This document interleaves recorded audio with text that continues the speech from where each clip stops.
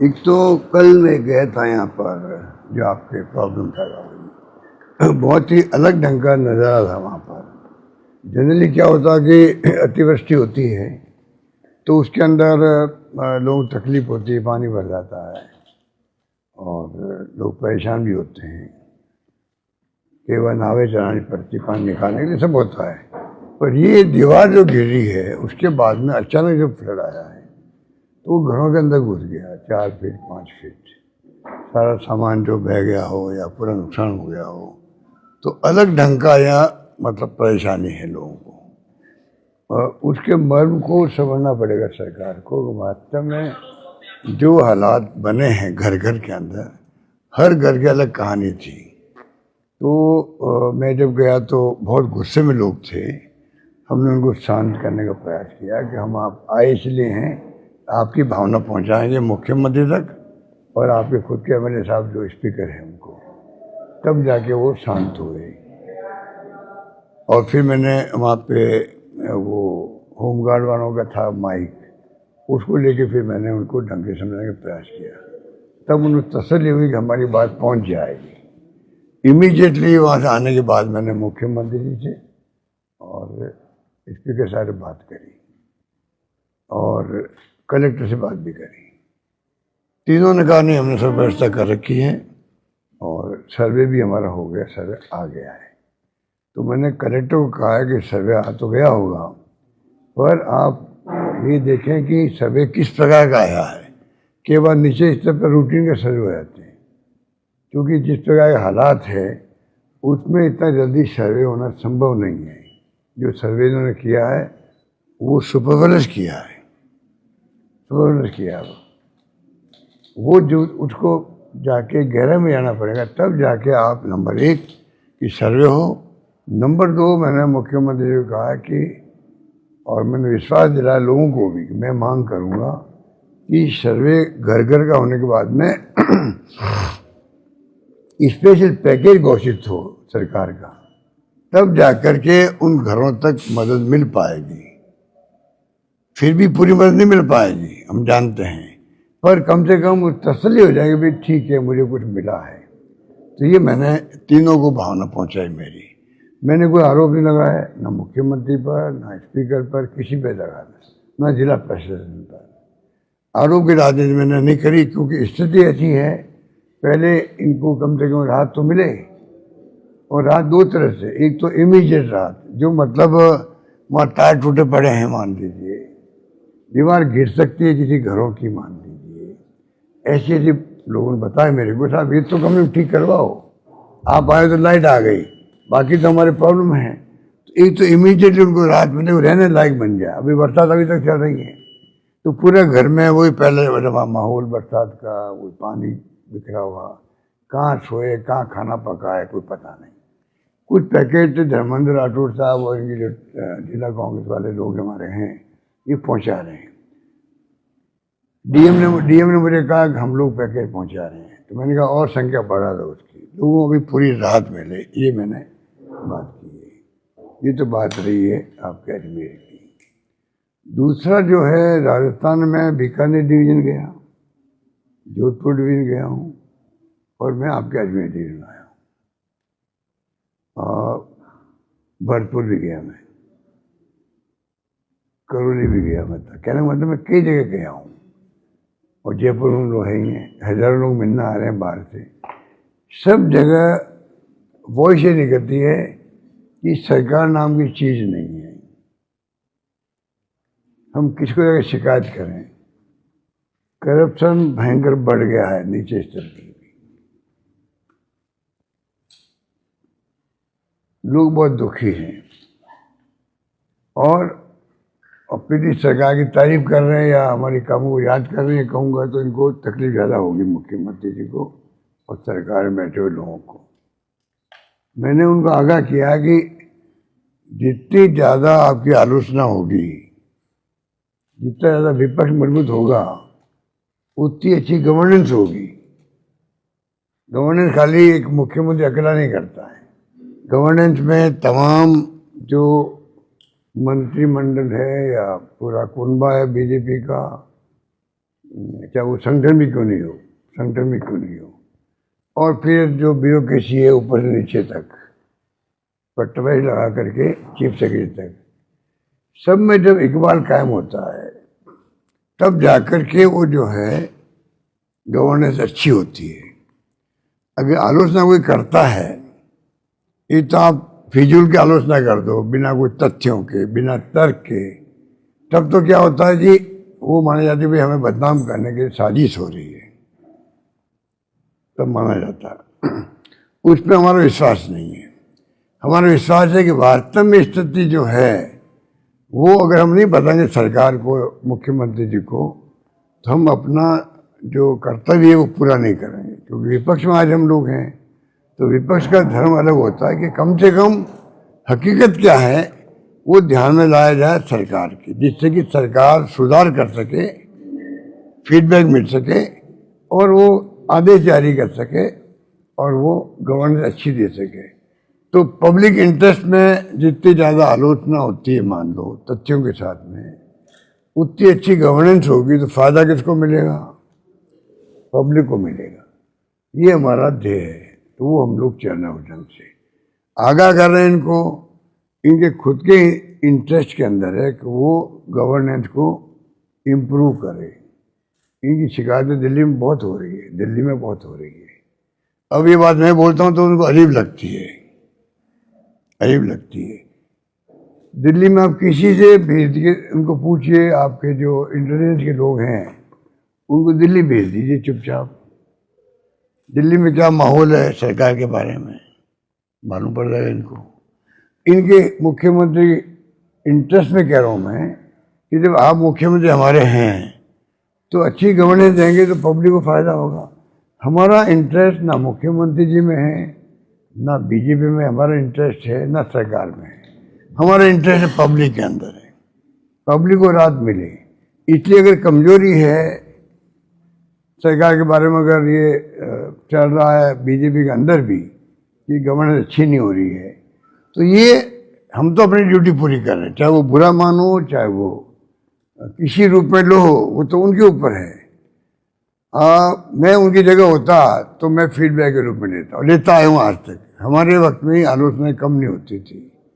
कई बार हमारी पार्टी के लोग भी हो सकते हैं आलोचना करते हों, कई बार हमारे विपक्ष के तो करते करते थे, हम बुरा नहीं मानते थे। हम उसको अगर न्यूज़ पढ़ लेते थे मीडिया में या सुन लेते थे टीवी में या सोशल मीडिया में, तो उसी वक्त मैं कार्रवाई करता कि भाई ये क्यों रिपोर्ट आ रही है। ये डेमोक्रेसी में विपक्षी भूमिका होती है, और डेमोक्रेसी में विपक्ष नहीं तो पक्ष क्या है, विपक्ष नहीं है तो पक्ष क्या होता है। विपक्ष है डेमोक्रेसी में, तब जाके सत्ता पक्ष होता है और वो कुछ करके दिखाने का प्रयास करता है। ये स्थिति है। तो स्थिति ये तो है राजस्थान के बारे में। अब बात है दिल्ली की बात। दिल्ली में जो राहुल जी ने वोट चोरी की बात करी है, ये बहुत खतरनाक बात है। अगर मान लो चुनाव आयोग जो है, चुनाव आयोग का जो रवैया है, ऐसा मैंने आज तक नहीं देखा कभी। आरोप तो आप जानते हैं, आप सब मीडिया वाले हैं, आरोप हमेशा लगाए जाते हैं, चाहे वो कलेक्टर हो, जिला प्रशासन हो, चाहे वो चीफ सेक्रेटरी हो, चाहे मुख्यमंत्री हो। विपक्ष आरोप लगाता है, आरोप लगाता है। और कभी मैंने देखा नहीं, पॉलिटिकल व्यक्ति तो जवाब दे सकता है, मुख्यमंत्री दे सकते हैं, मंत्री दे सकते हैं, पर ब्यूरोक्रेसी के अंदर आरोप लगते हैं। वो प्रयास करते हैं कि हम कैसे इम्प्रूवमेंट करके बताएं कि देखो हमने इम्प्रूवमेंट कर दिया। ये मैंने देखा है।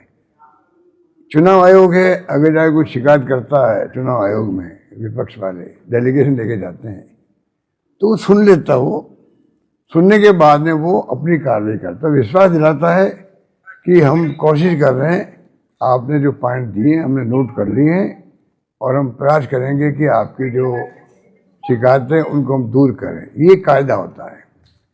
पहली बार देख रहा हूँ कि जो चुनाव आयोग है वो खुद ही बहस में उलझ जाता है। नंबर एक, वो खुद ही जो है बहस में उलझने के अलावा जिस रूप में उसका रवैया होता है, कोई पत्र लिख दिया, मान लो खड़गे साहब ने लिख दिया पत्र, जवाब देंगे तो उसकी लैंग्वेज बड़ी, कहना चाहिए कि हल्की लैंग्वेज होती है। ये कायदा नहीं होता है डेमोक्रेसी में। आप विपक्ष का सम्मान नहीं करोगे तो फिर डेमोक्रेसी कैसे रहेगी। तो मैंने देखा जो पत्रों के जवाब आते हैं वो भी बड़ी लैंग्वेज ऐसी आती है, वो अच्छी परंपरा नहीं है। अब मुद्दा उठाया राहुल गांधी जी ने 1 लाख वोटों का, मान लीजिए।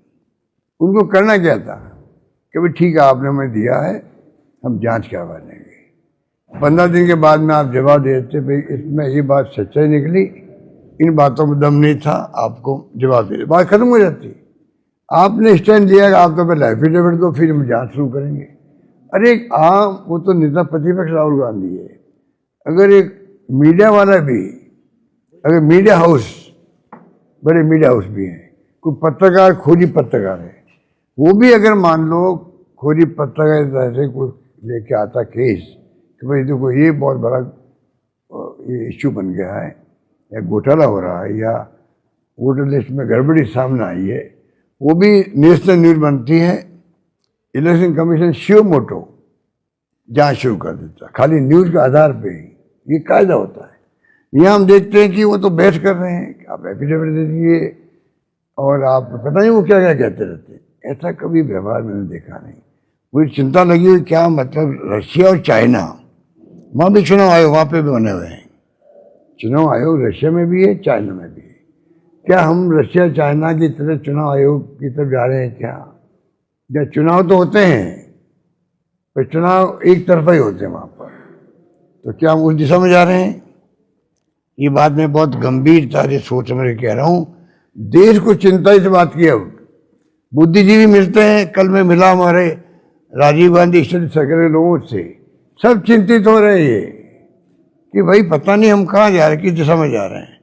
डेमोक्रेसी बचेगी नहीं बचेगी।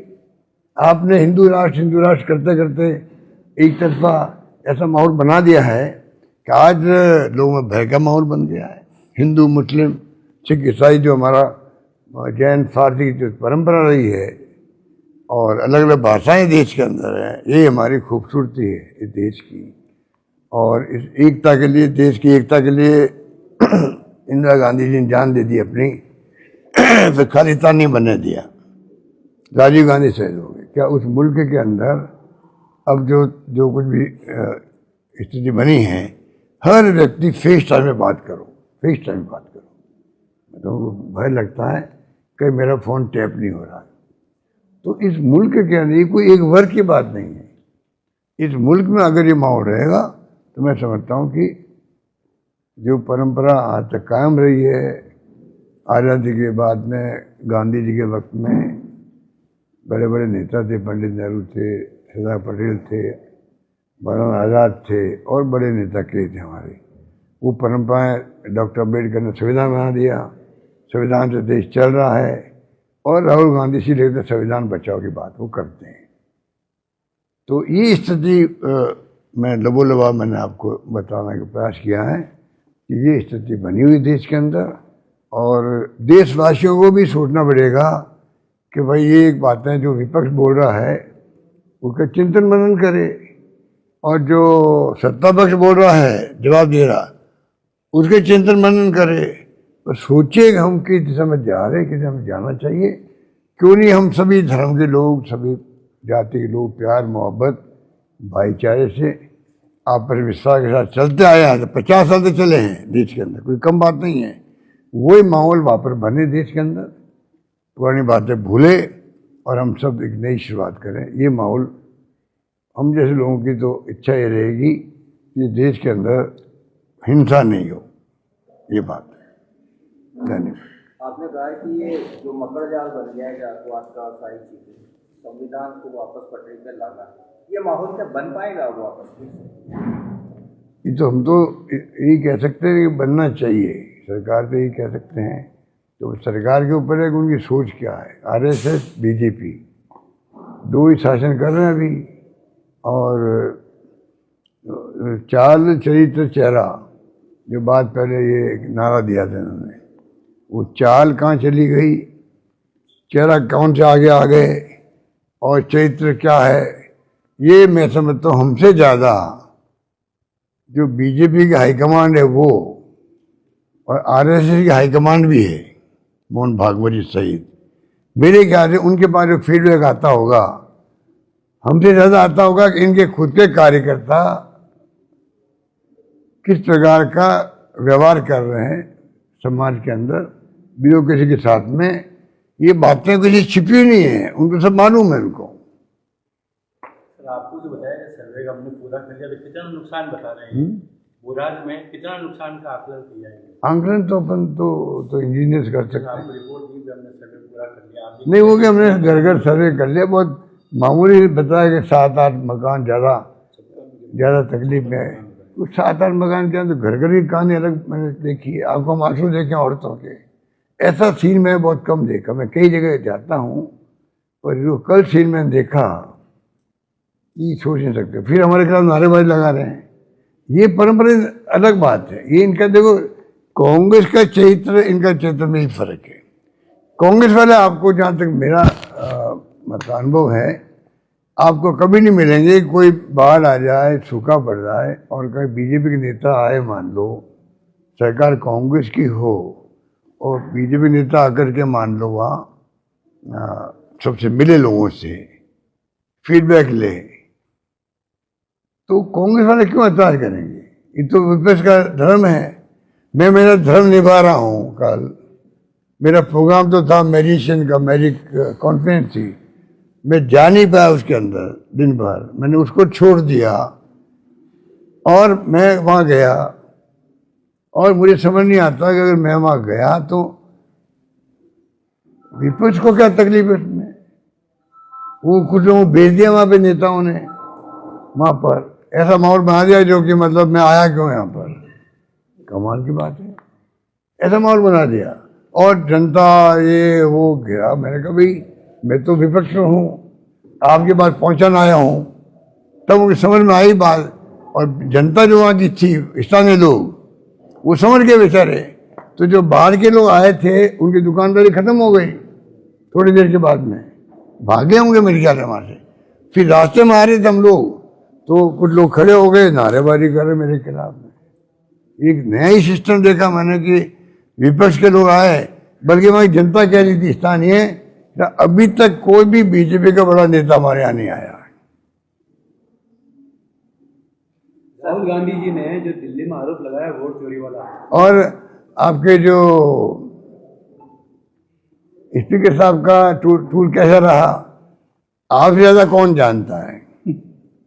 आप जानते हो कैसा टूर रहा उनका, और अखबार में क्या छपा वो भी आप जानते हो। उसके बारे में मैं कमेंट नहीं करना चाहता, पर जो लोग गुस्से में थे कि भाई मतलब हो क्या रहा, कोई आ ही नहीं रहा है। राजस्थान में भी वोट चोरी का कोई मानते हैं आप? राजस्थान में भी वोट चोरी को लेकर कुछ हुआ ऐसा मामला? कौन वोट चोरी जो राहुल गांधी जी लगा रहे हैं दिल्ली में, तो राजस्थान में आप मुख्यमंत्री रहे पूर्व सरकार में, आप भी मानते हैं कि सत्ता परिवर्तन हुई तो इसमें कहीं ना कहीं वोट चोरी का कोई रहा है मामला? देखिए ये ईवीएम मशीन जब तक रहेगी देश में तब तक ये आशंका बनी रहेगी, आशंका बनी रहेगी। और आम जनता सोचती है कुछ गड़बड़ हो रहा दिखता है। अब कभी कांग्रेस जीत जाती है तो कभी आप तो जीत गए, अब क्योंकि ईवीएम ने अपने काम पे ठीक कर दिया। तो ये तमाम तरह आशंका चलती रहती है। कुछ लोग कहते हैं ये भी एक कॉन्स्पिरेसी का हिस्सा है, कहीं जिता दो कहीं हरा दो। कांग्रेस ऐसा मानती है कि राजस्थान में वोट चोरी? आपने वो उसमें आ जाती बात कि ईवीएम को लेके इश्यू है, और दुनिया की बड़े बड़े देश अमेरिका, इंग्लैंड, जर्मनी इत्यादि में 5-10 नाम होंगे ज़्यादा कंट्री के जो विकसित राष्ट्र कहलाते हैं, वहाँ तमाम जगह पर पेपर बैलेट से वोट होने लग गए हैं। पहले वहाँ भी मशीनें थी, जो वहाँ होने लग गए जो विकसित राष्ट्र है। तो हमें क्या दिक्कत हो रही है? हमें क्या दिक्कत हो रही है? कोई जमाना था एक दिन में वोट हो जाते थे कंट्री में, कोई जमाना था। अब 2 महीने इलेक्शन चलते, 2 महीने इलेक्शन चलते हैं, 1 महीने 6 बार इलेक्शन होते हैं। उससे लोग आशंका पैदा होते हैं ये क्यों कर रहे हैं। आशंका को समाप्त करने की जिम्मेदारी किसकी है? सरकार की है, चुनाव आयोग की है। वो निभा नहीं पा रहे। आप संतुष्ट कर दे जनता को, विपक्ष चुप हो जाएगा। जनता को संतुष्ट तो आप करोगे ना, कौन करेगा? कर्नाटक इलेक्शन को आप कैसे देखते हैं? बीजेपी कह रही है 1 स्टेट 1 इलेक्शन। कौन? एक साथ निकाय चुनाव, सारे चुनाव एक साथ कराने, वन स्टेट वन इलेक्शन। वो करवा कहाँ पा रहे बताओ? सुनते हैं, खाली सुनते हैं। और चुनाव की जो कॉन्स्टिट्यूशन है, संविधान, उसमें सुप्रीम कोर्ट के, हाई कोर्ट के कई राज्यों के निर्णय आए हुए हैं कि चुनाव आपको टाइम पे करवाने पड़ेंगे, पोस्टपोन नहीं कर सकते। हमने भी एक बार प्रयास किया था, जब स्ट्राइक हो गई थी कर्मचारियों की, हमें मना किया गया। मुझे याद नहीं कि मैं हाई कोर्ट गया नहीं गया, पर मुझे याद है कि उस वक्त में एक ट्राई हुई थी, पर चुनाव हमें करवाने पड़े और हम चुनाव जीत के भी आए थे। कर्नाटक इलेक्शन कमीशन का ये बयान भी आया है कि वापस से बैलेट पर इलेक्शन जो है वो देश के लिए ज़्यादा फायदेमंद है। कर्नाटक इलेक्शन कमीशन का ये स्टेटमेंट, वही मैं आपको कह रहा हूँ, पब्लिक भी कह रही है। और मैंने कहा ना, जो दुनिया की राष्ट्र जो है, भाई भारत सरकार तो भारत सरकार होती है, दुनिया भर के जो देश हैं वहाँ की स्टडी करवा रहे भारत सरकार। एक बार और मैं कहना चाहूँगा अंत में कि सुब्रमण्यम स्वामी जी गए थे सुप्रीम कोर्ट तक इसी को लेके, तो सुब्रमण्यम स्वामी जी गए थे सुप्रीम कोर्ट तक, लड़ते लड़ते लड़ते लड़ते, तो सुप्रीम कोर्ट ने कहा, उनका चार्ज ये तब टेम्परिंग होती है, ठीक चार्ज होगा, जहाँ तक मैं समझता हूँ ईवीएम में टेम्परिंग होती है, छेड़छाड़ होती है। जब वो गए सुप्रीम कोर्ट में, तो सुप्रीम कोर्ट ने नया निर्णय दे दिया, आप इस ईवीएम के साथ में वीवीपैट लगाओ, जो वोट मालूम पड़े किसी को वोट दे, आप देख सको, फिर वो वोट कट के चला जाएगा। मेरा मानना है कि सुप्रीम कोर्ट इसका मतलब कन्विंस हो गया होगा कि टेम्परिंग की संभावना मशीनों में है, ईवीएम में, तभी उसने कहा होगा कि आप वीवीपैट लगाओ, वरना क्यों कहता वो? 15-20 हज़ार करोड़ रुपये खर्च हुए। वीवीपैट लगाने के बाद में शिकायतें बनी रही लोगों की, आप वोटों गिनो, ये पर्चियाँ गिनो, कई बातें होती रहती है। तो देश में जब आपका लोकतंत्र, जो दुनिया का सबसे मजबूत लोकतंत्र हमारा है, सबसे बड़ा लोकतंत्र हमारा है, तो हमारी सरकार की नैतिक जिम्मेदारी बनती है, नैतिक जिम्मेदारी कि ईवीएम में कितनी खराबी है, टेम्परिंग हो सकती है, नहीं हो सकती, वो एक तरफ बात हो जाती है। पब्लिक में अगर ये कन्फ्यूजन है, तो डेमोक्रेसी में सबसे बड़ा काम है पब्लिक का विश्वास रहना चाहिए कायम। उसके लिए आप करवा लीजिए बैलेट पेपर रिपोर्ट, क्या दिक्कत है आपको? सर एक सवाल है, वोट चोरी की बात आ रही है, चुनाव आयोग इस बात को मान नहीं रहा है, कांग्रेस लगातार इस बात को साबित करने के लिए सारे प्रूफ भी दी है, सारी चीजें, उसका कहना है एफिडेविट है, वो मान नहीं रहा, हम पीछे हटे। इसका निर्णय कहाँ पर होगा, भविष्य क्या है? पब्लिक करती है, और सुप्रीम कोर्ट पब्लिक है, अपनी अपनी बात करें हम लोग। अल्टीमेटली तो जनता जनार्दन है, वो माई बाप है डेमोक्रेसी के अंदर। हम जाके बुजुर्गों के पैरों में हाथ लगाते हैं, उस वक्त नहीं देखते कि दलित है कि ये आदिवासी है, ये पिछड़ा है, या ब्राह्मण है कि वैश्य है, कोई नहीं देखते हैं। मुख्यमंत्री हो, मंत्री हो, एमएलए हो, एमपी हो, कोई हो, सीधा पैरों का हाथ, भाई आशीर्वाद होंगे, जिताओ चुनाव। इतनी बड़ी वैल्यू जो है एक वोट की, ये डॉक्टर संविधान अम्बेडकर की दी हुई है, जिसे मान सम्मान इसीलिए हर व्यक्ति का है, किसान का भी है, मजदूर का भी है, आम आदमी का। अगर एक वोट का अधिकार उनके पास नहीं हो, कौन तो पैरों हाथ लगावे? नमस्कार के जवाब भी हम नहीं देते हैं।